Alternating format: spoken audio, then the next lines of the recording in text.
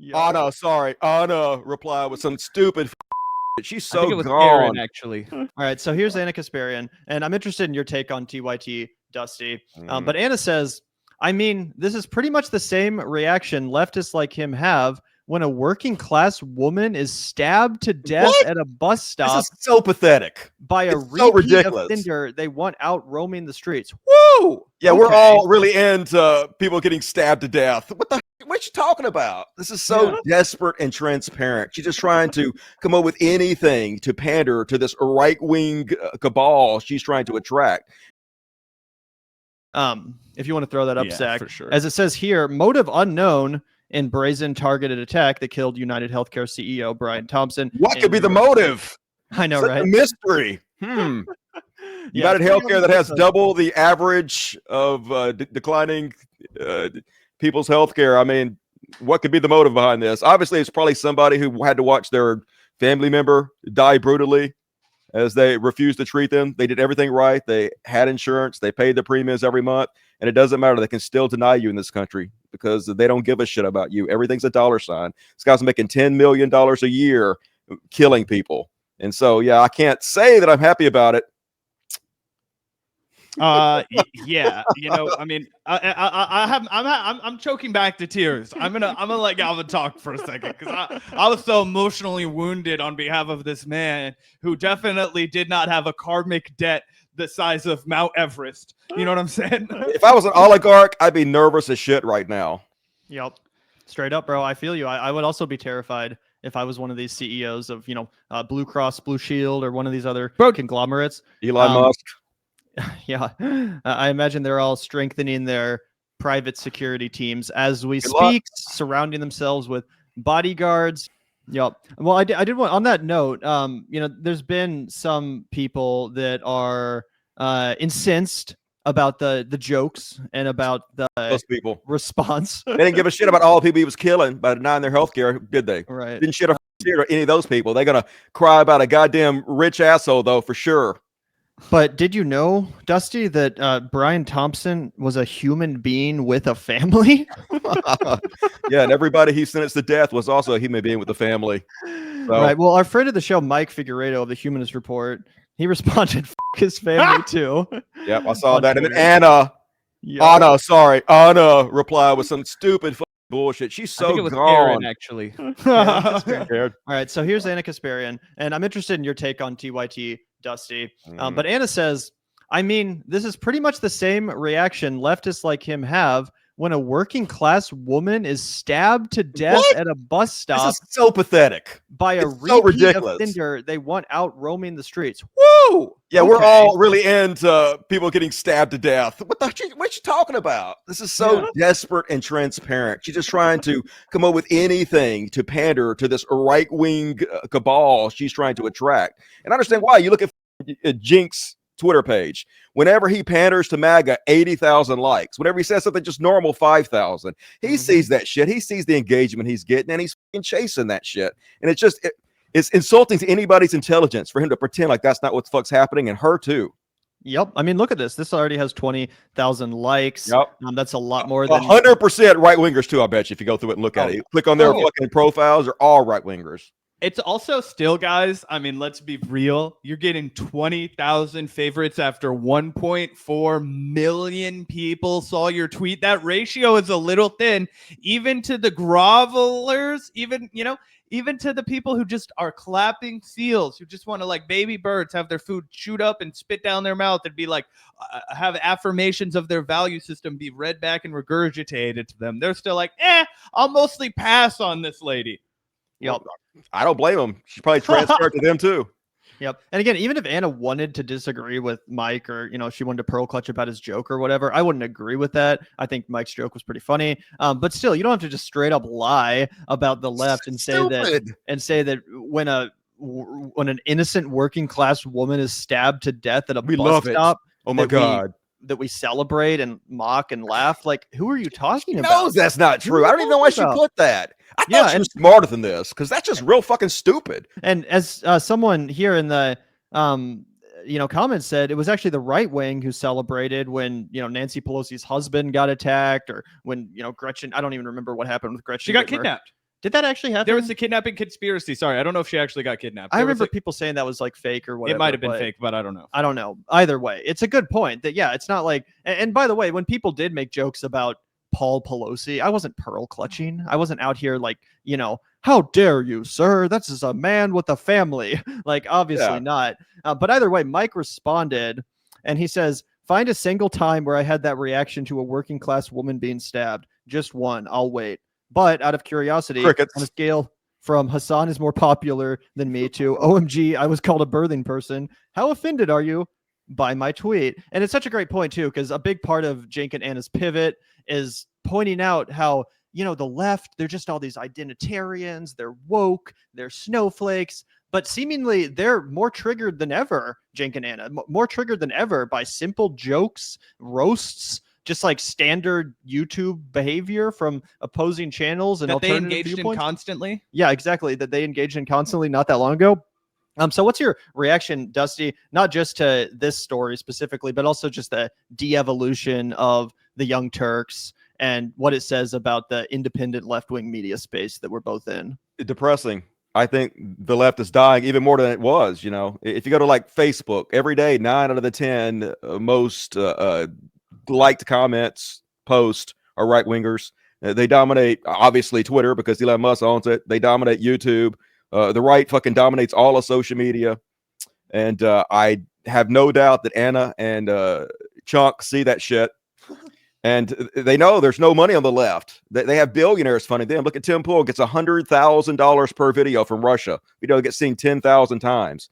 He should have made $5 from YouTube advertising. They gave him $100,000. Every one of them, Tucker Carlson, they're all like this. They're all funded by billionaires. Hell, you got Elon Musk funding like libs of TikTok, giving her $20,000 a month just to shit on trans people. Yep. If you're a right winger, they back the dump truck up of money and just bury you in it. But if you're on the left, I mean, it's obvious like why it's harder to make it on the left. We're against rich. We're against billionaires. Rich people are not going to fund us, obviously. So they're just, it's a lot harder to make it. And I'm guessing they're struggling.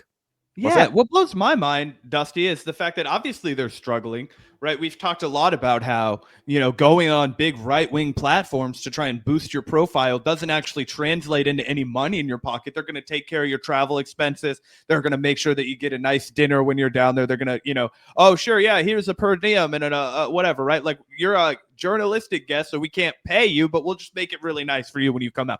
That's the deal when it comes to going on those right-wing podcasts. That's why people like Jake do it. He thinks he's boosting his profile, but in reality, none of the people who watch those shows are going to become paid subscribers of the Young Turks. And what is he doing with the little money that he has left? What's he doing with the limited resources that is still being provided to the Young Turks? He's paying people like Brianna Wu from his Rebellion pack or his Wolf pack. Yeah, we went over that. Brianna Wu? Oh my God. As recently as this summer, there were thousands and thousands of dollars being sent from Jake's pack to Brianna Wu. I didn't know that shit. She's still the executive director of Rebellion pack. That's wild. Holy God.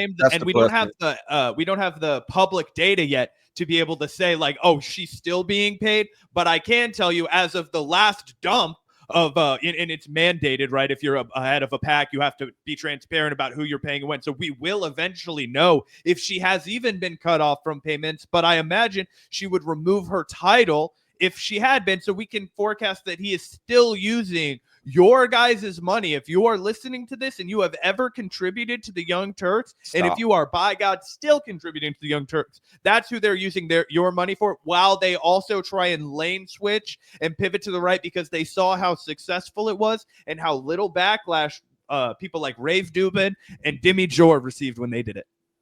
Well, that's tragic to hear. I didn't know that. She's become one of the most anti-trans pieces of trash on the internet. Yes, I know she's trans herself, but she's one of these Blair White tokens now that continually shits on other trans activists, trans rights, and not to mention she's an incredibly evil Zionist shill who spends all her time justifying the child murder and genocide of the Palestinian people. So fuck her in every way goddamn possible, and fuck Chunk for goddamn funding her. Isn't it crazy? Yeah, 100%. I hear what you're saying, Zach, about Jenks squandering his capital. I do. I also, however, think there's a chance he 100% pulls this off. And as I mentioned when we were watching that Tim Pool conversation, Tim Pool starts talking about, oh, well, we get paid $50,000 all the time for an ad read. You know, that's what Cenk is after. He doesn't care about having an organic, audience-funded, independent show. No, he wants the big corporate sponsors. He'd take the Russian money in a heartbeat. He took the Polymarket money, the Peter Thiel Polymarket money. He admitted to it.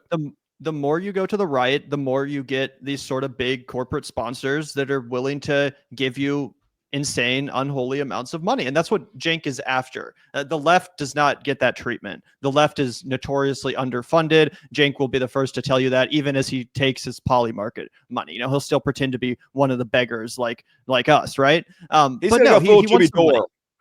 He's going to pretend like he's criticizing the left from the left, just like fucking Jimmy Dore. And it's going to be incredibly transparent, just like this for Jimmy Dore. Yeah, obviously. Yep. My question, though, Dusty, is do you think that Cenk and Anna are talented enough commentators to pull it off? Do you think they will become successful right-wing commentators, or do you think people will talented who they are? Tim Pool is not talented. Tim Pool, he has to have a good voice. He's not handsome. He's not intelligent. He doesn't put out good content. It's not high quality. Nothing about it. He's just right-wing, and YouTube has picked him, which he's admitted before, to push him in the algorithm. And he's also pushed by all the other right-wing influencers who run all of social media. That's all it fucking takes. So as long as you're willing to shill for him, baby, you'll make it. Anybody will. I think that's actually true, Gavin. I don't dispute that. I think that he couldn't crack it as an authentic media guy. I think he, what was it? What's the guy who flies too close to the sun, right? Whatever Icarus? That parable. Who? Was it Icarus?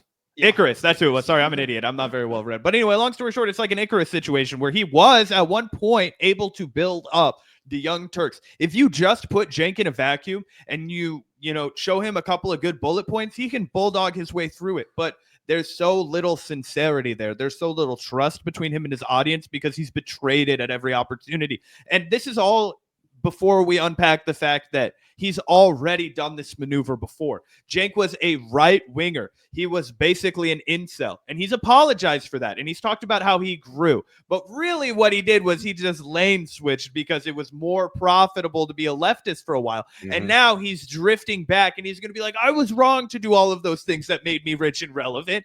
And of course, he won't care that he doesn't have an audience left as long as he's getting Koch brother money. He's going to say he hasn't changed. He didn't leave the left. The left left him. They all do the exact same grift. Since the very beginning, I've been doing this. Like back in the day, they were telling me Sargon of Akkad was on the left. Dusty, he's on the left. He's not a grifter. And then they told me Dave Rubin. And when I argued about that, and then they told me Joe Rogan was on the left. He wasn't going right-wing grifter. I've seen this grift over and over and over again. It feels like goddamn Groundhog Day, but it's incredibly effective. So I guess don't hate the players, hate the game. Yeah. No, I totally agree, man. And that's why I'm just so shocked that people keep buying this crap. Like, I don't know if someone who used to be a right winger just in the most obvious way ever started pandering to me and telling me what I wanted to hear, but it was still very obvious what was happening and that they were somehow financially benefiting off of that and that they were only doing it because of that. I feel like I would have more. I feel like I would just be above that. I'd be like, I'm going to get my news from someone I trust. From These are conservatives. They're not above this. It's a team sport to them. They don't actually give a shit. You can lie to them and they can know you're lying and they still won't care. As long as you're saying the things they want you to say and you're on their team, that's all they care about. It's a cult. Right. Exactly. And that's what makes it so hard to fight the battle that we're fighting, Dusty, because it does oftentimes feel like we're just in a straight up post-truth society that you could tell people a million facts that you could disprove everything they believe. It doesn't matter. Doesn't matter. Words have no meaning anymore. It's incredibly frustrating. It makes you despondent, like you want to give up. Like, why am I even bothering? Nothing I'm doing is having an effect. But you can't be like that. You have to know that you're at least making a small effect, and any effect is better than no effect at all, And so you just got to keep pushing forward, even though it is depressing a lot of times.